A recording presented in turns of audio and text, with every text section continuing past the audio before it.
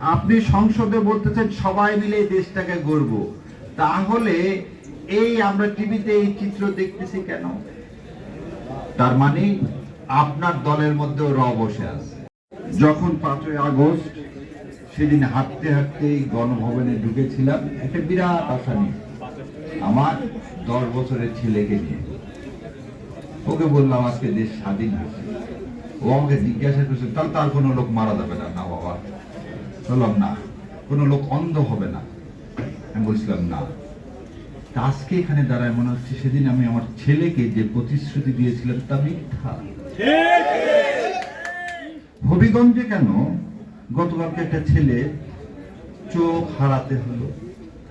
তার মানে রাষ্ট্র সংস্কার চেয়েছিলাম, তা হয়নি। ক্ষমতার হাত বদল হয়েছে। এটা তো আশা ছিল না 5ই আগস্ট। আজকে মাননীয় প্রধানমন্ত্রীকে একটা কথা বলতে চাই। আপনি যে এই মিডিয়াতে জুলাইয়ের কথা বাদ দেওয়ার জন্য, মুছে ফেলে দেওয়ার জন্য কিছু লোককে অ্যাপয়েন্টমেন্টই করলেন জামাতকে অ্যাসাসিনেট করার জন্য, এতে লাভবান কে হবে? এতে লাভবান হবে আওয়ামী লীগ এবং ইন্ডিয়া। ক্ষতিগ্রস্ত কে হবে? জুলাই। তাহলে আপনি যদি জুলাইকে অন করেন, আপনি সংসদে বলতেছেন সবাই মিলে দেশটাকে গড়ব, তাহলে এই আমরা টিভিতে এই চিত্র দেখতেছি কেন? তার মানে আপনার দলের মধ্যেও র বসে আছে। আপনার দলের মধ্যেও র বসে আছে। তবে আপনাদের জন্য, আপনারা যারা রক্ত দিয়েছেন, এদের স্বাধীন করছেন, তাদের একটা প্রাপ্তি আছে। সেই প্রাপ্তি হচ্ছে আজ 55 বছরে ইন্ডিয়া কোনোদিন বাংলাদেশের কোন রাজনৈতিক দলকে ভয় পায়নি। এবং ইন্ডিয়া কোনোদিন ভাবেনি যে এদেশের স্বাধীনতা সার্বভৌমত্ব রক্ষায় কোন রাজনৈতিক দল এগিয়ে আসবে। আজকে ভারতের পররাষ্ট্র মন্ত্রণালয় বলে যে জামাতে ইসলাম ইন্ডিয়াতে কি করাইছে? আন্দোলন করাইছে। তাহলে এ থেকে প্রমাণ হয় এদেশের স্বাধীনতা সার্বভৌমত্ব যদি কেউ রক্ষা করতে পারে সেটাই বাংলাদেশ জামাতে ইসলামী এবং আমাদের আমির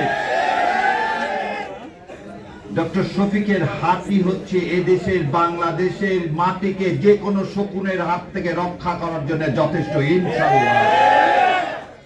আর আমি বিশ্বাস করি এই দেশে ওনার কথাতেই বলতে ধানায় পানায় না, বিএনপির এই জুলাই সনদ বাস্তবায়ন না করে, বিচার না করে কোনো উপায় নেই।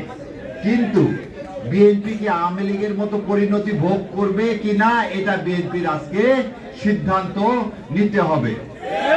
আজকে 2 বছর পরও আমরা আর কোনো বিচারের নামে তালবাহানা দেখতে চাই না।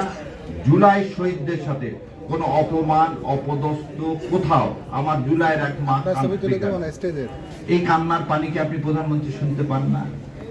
আজ এতদিন পর বের হলো, কি বের হলো?